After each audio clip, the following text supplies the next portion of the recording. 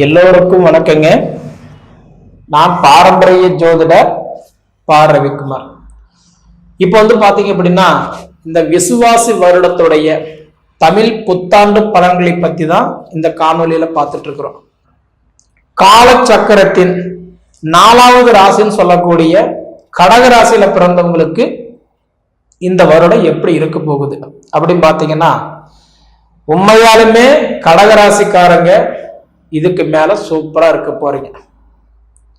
ஏன்னா கடகராசிக்காரங்களுக்கு கிட்டத்தட்ட 2.5 வருட காலமா அஷ்டமத்து சனியில சிக்கிக்கிட்டு படாத பாடுபட்டுட்டீங்க. கல்லோட அரிசி வாயில் போட்டுக்கிட்டு துப்புனா அரிசி போகுது, முழுங்குனா கல்லு போகுது, மெல்லனா பல்லு போகுதுன்ற காலத்துல 2.5 வருட காலமா வெளியில சொன்னா வெட்கக்கேடு, 10 பேர் தெரிஞ்ச அவமானம் அப்படின்ற மாதிரி மனசுக்குள்ளாரி வச்சு வாழ்ந்துட்டீங்க. இந்த வருடம் பிறக்கும் போது உங்களுக்கு அஷ்டமத்து சனி உங்களுக்கு முடிஞ்சு போச்சுங்க. ஏன்னா குரோதி வருடம் பங்குனி மாசம் 15ஆம் தேதி அன்னைக்கே, மார்ச் 29ஆம் தேதி அன்னைக்கே திருக்கணித முறைப்படி, அதாவது உங்களுக்கு இந்த அஷ்டமத்து சனி சுத்தமாயிடுச்சுங்க. அப்ப இந்த குரோதி வருடம் முடிஞ்சு அடுத்தது விசுவாவசு வருடம் பிறந்து இப்ப நம்ம பலன்களை பார்த்துட்டு இருக்கிறோம். அதனால பாத்தீங்க அப்படின்னா தலைக்கு வந்த சனி பகவான் தலப்பாக்கோட போச்சுன்றது கடகராசிக்காரங்க சந்தோஷப்படுங்க. அப்ப இந்த கடகராசிக்காரங்களுக்கு பாத்தீங்க அப்படின்னா 8ஆம் இடத்துல இருந்து வந்த சனி பகவான் இப்போ 9ஆம் இடத்துக்கு வந்துட்டாரு. பாக்கிய சனியா வந்துட்டாரு. அப்ப பாக்கிய சனியா வந்துட்டாரு அப்படின்னா நீங்க நினைச்ச பாக்கியம்ன்றது இதுக்கு மேலதான் உங்களுக்கு கொடுக்க போறாரு.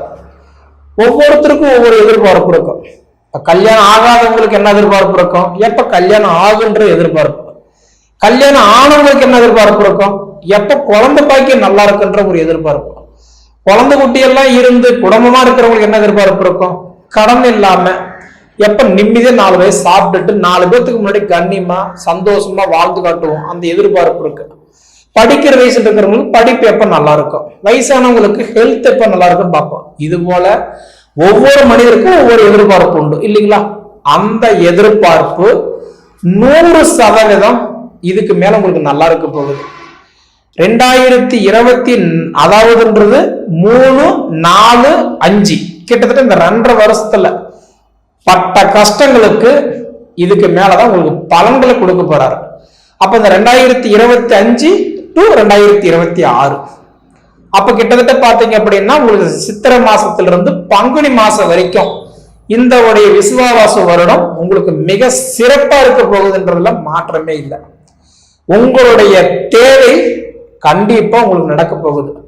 இது வரைக்குமே பழக்கம் இல்லாத பாதையில பயணம் பண்ற மாதிரி ரொம்ப கரட முரடா கல்லும் முள்ளும் கிட்டத்தட்ட குண்டும் குழி எவ்வளவோ கடந்து வந்துட்டீங்க. இந்த 2.5 வருஷத்துல உயிர் ஒண்ணு போகல, பிச்சை ஒண்ணு எடுக்கல, அவ்வளவு சிரமப்பட்டாச்சு. அந்த கஷ்டம் எல்லாம் உங்களுக்கு முடிஞ்சு போச்சு. இதுக்கு மேல நீங்க கிட்டத்தட்ட இந்த அஷ்டமத்து சனி மீண்டும் உங்களுக்கு வர்றதுக்கு 30 வருடம் பயப்பட வேண்டாம், நல்லா இருக்கும். சரிங்களா? அதனால உங்களுக்கு அஷ்டமத்து சனி முடிஞ்சு போச்சு. இப்ப 8ஆம் இடத்துல இருந்த சனி பகவான் 9ஆம் இடத்துக்கு போனதுனால உங்களுக்கு ஓரளவுக்கு நல்லா இருக்கும். இப்படியே கடைசி வரைக்கும் இருந்துட்டா பரவாயில்ல சாமி அப்படின்னா கண்டிப்பா இல்ல. சனி பகவான் அடுத்தது வக்ரம் ஆகிறாரு பாத்தீங்களா? அந்த 4 மாசம் வக்ரம் அடையும் போது கிட்டத்தட்ட ஒரு 117 நாள், 118, 120 நாள் கிட்டத்தட்ட இந்த வக்ரத்துக்கு இருக்கும்போது அந்த டைம்ல கொஞ்சம் உங்களுக்கு சிரமத்தை கொடுப்பாரு. அதனால நீங்க பயப்பட வேண்டாம். சரிங்களா? அடுத்தது பாத்தீங்கன்னா இந்த மே மாசம் 14ஆம் தேதி குரு பெயர்ச்சி ஆகிறார். அந்த குரு பெயர்ச்சின்றது பார்க்கும்போது உங்களுக்கு இப்ப எங்க வராரு குரு பகவான் அப்படின்னா 11ஆம் இடத்துல இருக்கிறார். அப்ப குரு பகவான் லாபஸ்தானத்துல இருக்கிறார். லாபஸ்தானத்துல ஏன்னா குரு பகவான் இல்லைன்னா யாருமே இல்லை, குருதான் எல்லாமே. ஒரு மனுஷனுக்கு இப்ப கல்யாணம் பண்ணணும்னா என்ன கேட்கிறோம்? ஐயா குரு பார்வை இருக்குதா அப்படின்னு கேட்கிறோம். குழந்தை இல்லை அப்படின்னா எங்களுக்கு ஏதாவது ஒரு குழந்தை பாக்கியம் குரு பார்வை இருக்குதான்னு பார்த்து சொல்லணும். ஏன்னா குரு இல்லைன்னா எதுவுமே இல்லை. தனக்காரகன் சொல்றவரே குரு பகவான் தான். புத்திரஸ்தானத்துக்கே அதிபதி அவரு தான். அப்ப ஒரு மனிதனுக்கு குரு பார்வை நல்லா இருக்கணும். இப்ப உங்களுக்கு குருவுடைய பார்வை மே மாசம், அதாவது 1ஆம் தேதி 2024 இருந்து இந்த மே, அதாவது அடுத்தது இந்த 2025 மே மாசம் 14ஆம் தேதி வரைக்கும் குரு பார்வை தான் உங்களை ஓரளவுக்கு காப்பாத்தி ஒரு மனுஷனா உங்களை உட்கார வச்சுட்டு இருக்குதுன்றதுதான் உண்மை. அப்ப இந்த குரு பார்வை கண்டிப்பா ஆகிற வரைக்கும் உங்களுக்கு நல்லா இருக்கும். ஏன்னா இந்த குரு பார்வை மே மாசம் 14ஆம் தேதி வரைக்கும் உங்களுக்கு நல்லா இருக்குதுங்க. அப்ப அந்த குரு பார்வை அடுத்தது என்ன பண்றாருன்னா 11ஆம் இடத்துல இருக்கக்கூடிய குரு பகவான் உங்களுக்கு அடுத்தது 12ஆம் இடத்துக்கு வராரு.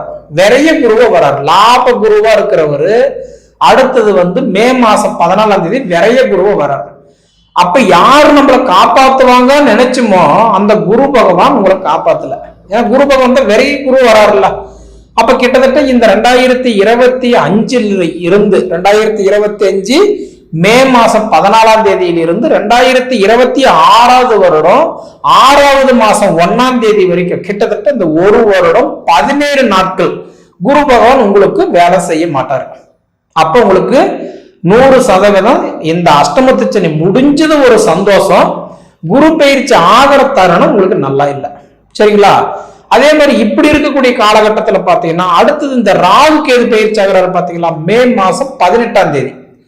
அப்ப இந்த மே மாசம் 18ஆம் தேதி என்ன பண்றாருன்னா குரு ராகு பகவான் 9ஆம் இடத்துல இருக்கக்கூடிய, அதாவது ராகு பகவான் இப்ப அடுத்தது என்ன பண்றாரு அப்படின்னா உங்களுக்கு அஷ்டம ராகுவா இருக்கிறவரு கரெக்டான்றது என்ன பண்றாருன்னா 9ஆம் இடத்துல இருந்து இப்ப 8ஆம் இடத்துக்கு வராரு. அஷ்டம ராகுவா வராரு.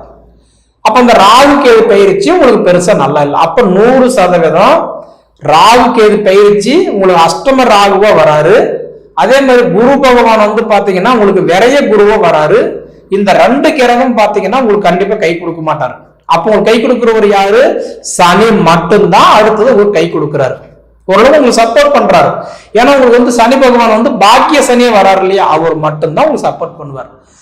நீங்க இந்த 3 கிரக பயிற்சியும் போய் பார்த்தீங்க அப்படின்னா அடுத்து உங்களுக்கு தெரியும் குரு பயிற்சி சப்போர்ட் பண்றாரா, விரைய குரு சப்போர்ட் பண்ண மாட்டாரு.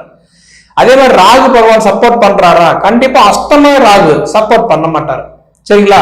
கேதுவால் சப்போர்ட் பண்றாரா, குடும்ப கேது குடும்பத்துக்குள்ளார தேவையில்லாத குழப்பத்தை நெஞ்சு விட்டு பார்த்துட்டு இருப்பாரு.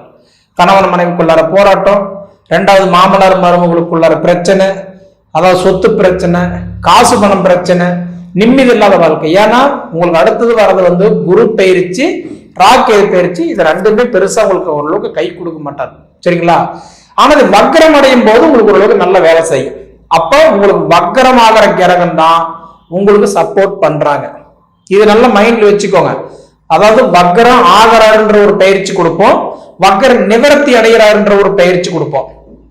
அப்போ உங்களுக்கு வக்கரம் ஆகிற பயிற்சி இந்த உடைய கடகராசிக்கு சூப்பரா இருக்க போகுது. சரிங்களா?